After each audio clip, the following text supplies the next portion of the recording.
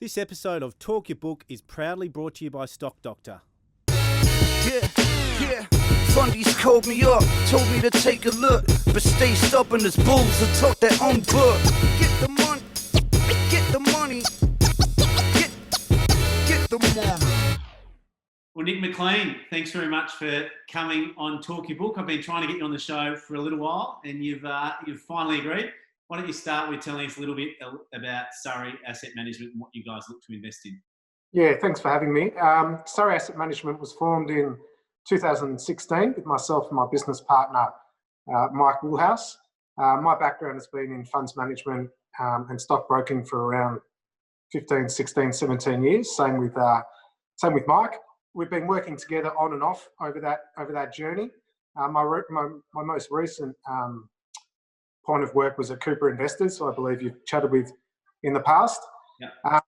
Over the last couple of years, Mike and myself decided to set this business up in a way that was structured a little bit differently to the way we see other funds structured.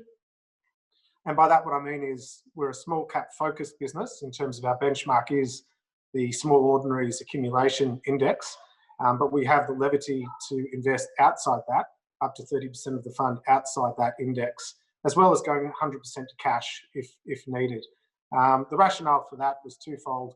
One, we want to be a high conviction fund, so only invest where we have absolute high conviction, not just to fill or buffer the portfolio. And two, to make sure that we keep liquidity in the fund at all times.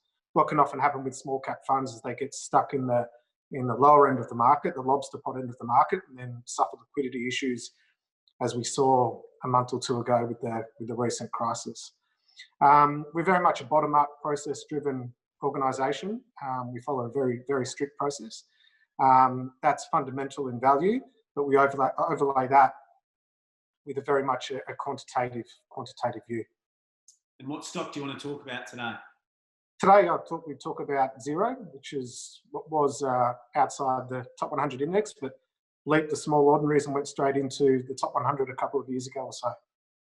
And so most of the people watching this will be familiar with Xero, particularly if they've got a small business of their own. But for those that aren't familiar with it, what does Xero do? Xero is a software as a service based accounting system at its absolute basic and core.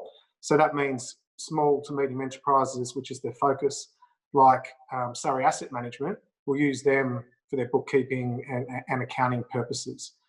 That is it at its core. It started in 2006 by Rod Drury, who's now a director of Xero and owns 10% of the company, but has morphed now into a business that's got well over 2 million customers across the globe. And as we can talk about down the track, is evolving its actual offering as well. Now, I first had a look at Xero a number of years ago now, and I had a friend who had a small business and just started talking about it. Just in glowing terms, just said it saved him so much time and so much money. And I think Xero was about $30 at the time. And I cleverly decided to myself that it was overvalued. It was too expensive. I think the first thing I looked at was a PE ratio or free cash flow the business was generating at the time. But I think when I look at these types of stocks now, the first thing I look at now is really the size of their market. And maybe that's a good place for us to start. What is their size of their market and their market penetration in Australia and New Zealand and the overseas? Yeah. So it can be a little rubbery around what actual market shares are, but because it depends on whether you define it by the online or SaaS market share versus total addressable market. In terms of Australia, it's around 25-ish% of the total market. Its main competitor is MYOB. New Zealand, it completely dominates that area where it started. In the US, it's been there for a while, but it's very much a grind against its main competitor, Intuit. So its market share is irrelevant. It's negligible there. And in the UK, it's around 30-odd%, competing with Intuit and Sage. The way I tend to look at this business in terms of its market size is sort of twofold. An immediate addressable market, which is what they can go after right now. We see that as ranging from anywhere from $7 to $9 billion. That's SMEs that it's actually targeting now. So either they're on a SaaS platform or they're not on a SaaS platform and are looking to convert over. That's across the markets it's in now. As we see more of a transition, particularly in the US and UK, from desktop-based software to cloud-based software, and as we see them expand like they're doing now into Asia and into South Africa and other regions, and what we'll talk about in a second, as we see them expand their actual product offering around their core, we see that market share going comfortably towards $70 billion, $80 billion. So it's a very sizable market opportunity for these guys. That 70 to 80, $90 billion, that is obviously a long way down the track, but it's still a good goal to strive towards. And what is their expanded offering? Xero started as basically a ledger type business, accounting ledger type business. So for Surrey Asset Management, when we first took on the product, it was very much basic bookkeeping, accounting type offering. They've subsequently bolted on more parts to the business in a similar concept to the way realestate.com did back 10, 20 years ago. So the first is just that core systems offering. From there, they've expanded on, and you can take a level 2 product, which is effectively bank feeds, payroll, products such as that, which obviously adds on, integrates them more into their actual customers, as well as adding pricing that they charge their customers. Then they've added on what I call app partners. So you might have a PayPal that you use, which is on the actual Xero system, or a Zoom or a workflow product that's actually on their system. So effectively, what they're trying to do over time is become a whole business platform. So not just an accounting platform, but something that you go to use for your whole of business, from accounting to HR to payroll to whatever else you can think of. It is all on that one platform. At the moment, they're offering a lot of those extra, I wouldn't call them bolt-ons, but the extra value-add products at a low rate to get themselves integrated into the clients. And at the moment, that only represents about 9% of total revenue, but growing rapidly. But I see over time that as, for example, Surrey takes on more and more of those value-add offerings, it will become extremely difficult for us to ever remove them and switch to another participant. And their compound annual growth rate for subscribers has been 33% over the last couple of years. What do you see that being in the next 3 or 4 years as a sustainable percentage that they can grow their subscriber base? Yeah, so there's a couple of points there. Firstly, in the short term, we'll obviously have a challenging period over that sort of February, March, April, May area. I think you'll see a slowdown there, but a more subdued slowdown than you would see in many other businesses. And my rationale for that is these guys typically have a 10% churn. That 10% churn is almost all the time SMEs going out of business, which is the national rate in Australia, about 10% per annum. Outside that, people don't leave. For SMEs to be leaving Xero at the moment, it would be because they're shutting down, as in completely shutting down. Otherwise, given they're so linked into their accountant, they won't be leaving in the short term. But notwithstanding that, I think there will be some impact, as we've seen with Intuit and Sage, who downgraded recently. But we'll get through that. I think there'll be a few months and we'll be through that. And we'll see on Thursday when they release the results how much impact that actually has had. But as I mentioned, I think that's a short-term glitch. The more pertinent question is what type of growth rate can they sustain over the next 5-10 years? I think Australia and New Zealand in particular, will start to slow, still double digits, but I think it will be more like a 15 to 20% type growth rate. And the next revenue levers for them from then is increasing average price. So they don't pull the pricing lever particularly hard at the moment. I think they'll increase price. And then, as I mentioned, they'll increase the product offerings. The wider consumer number increase, if you like, will be coming from the UK, the rest of the world, which is, as I mentioned, Asia, South Africa. And then also the US, which is a slow grind, and it's been a slow grind, but we're starting to see some signs of progress there. Importantly, that is all being self-funded. So these guys are now free cash flow positive as of the last result, but they're deciding to sink all that money back into reinvestment to continue to grow both their user numbers and then also their integration into clients. When I think of some of the great tech businesses that are listed on the ASX, REA, realestate.com, is one that really stands out. And one of the reasons why they've got such an enormous economic moat is the network effects that REA have, whereby because everybody puts their house on it, that's where everybody goes to look at houses that are for sale. It becomes, creates a positive feedback loop where they are still and have been for a long time the dominant real estate classified net. You look at Facebook, they also enjoy the network effects by the fact that if everybody else is on Facebook, it makes it much more valuable, insulates them from a startup coming in and taking away their customers. When I look at Xero, they don't have that network effect. It's not a huge benefit if I'm a small business, if other small businesses are on Xero. Where do you think their economic moat comes from? And do you think it's as strong as a company like REA's? One of the network effect moats, if you like, is the accountants. So they sell through the accountancy channel. So there's that for starters. The second element is, like I mentioned to you, Surrey Asset Management as a business, we use the product. The product is extremely cheap. The base price is $25 a month. It's an extremely good offering. So why would I be incentivized to move to one of the other competing products to save $4 or $5, given the risk that could provide? And that's still not necessarily an economic moat like an REA, which is very unique, which we can touch on.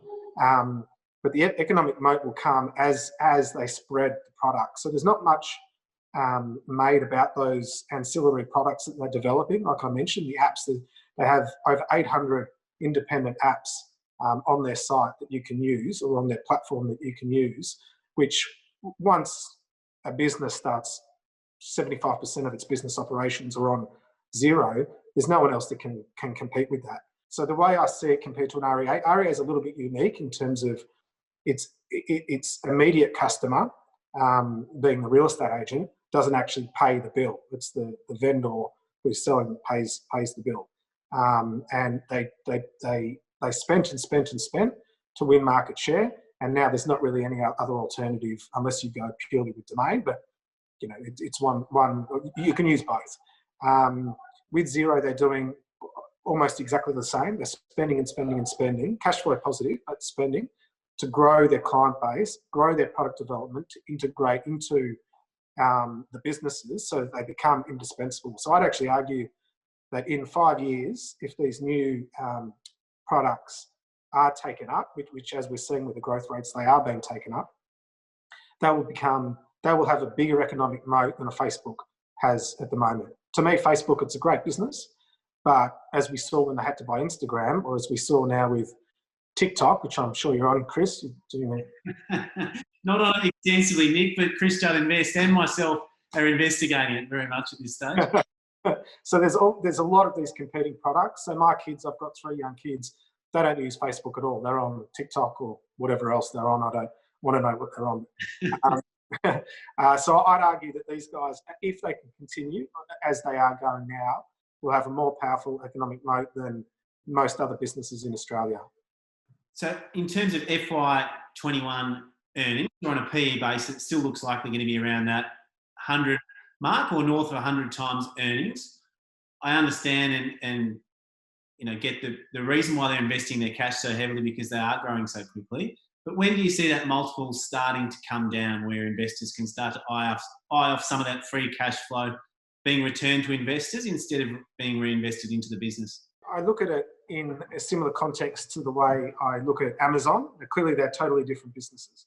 For years and years, Amazon were called expensive and how can you possibly buy them and blah, blah, blah, because it's on a high PE and the traditional metrics and all the rest of it. And I definitely get that.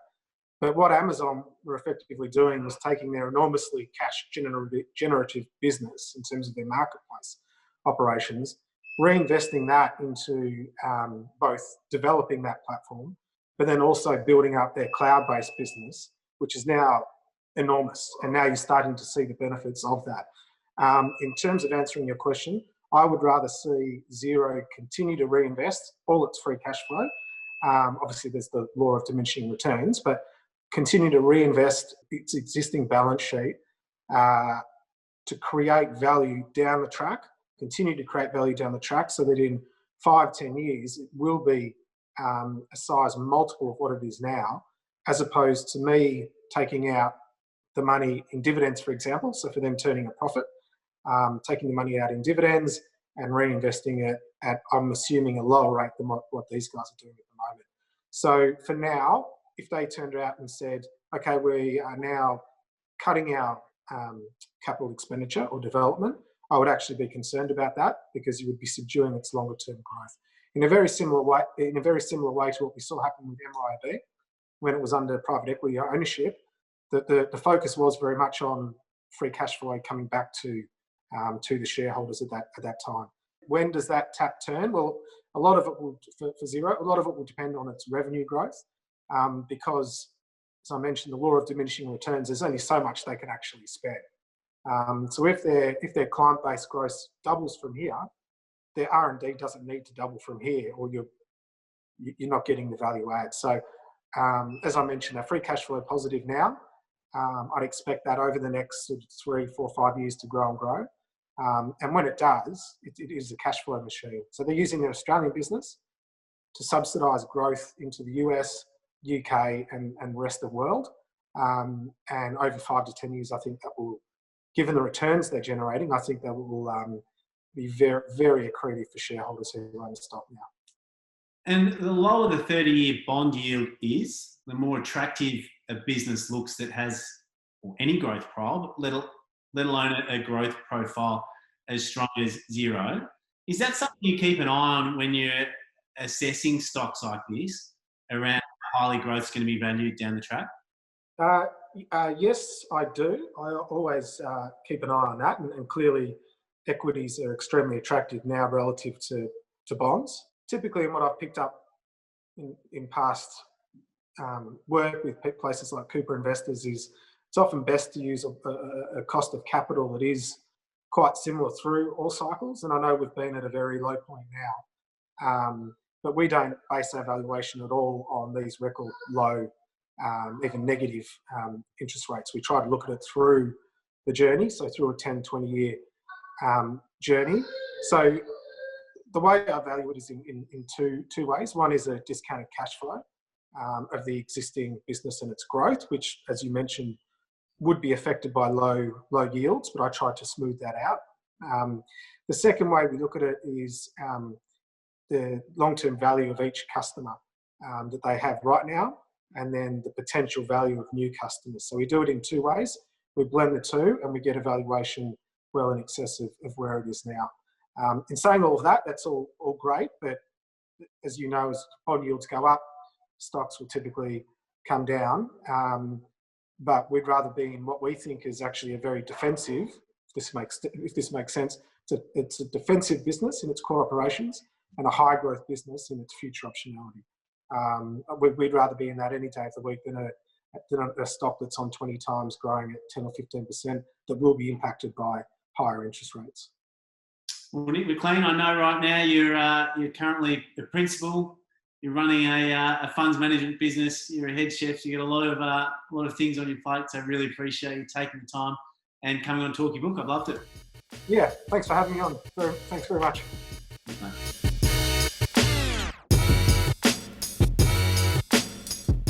If you're interested in building your own investment process, make sure you check out Stock Doctor, the proud partner of Talkie Book. If you're enjoying Talkie Book, make sure you subscribe to Chris Judd Invest.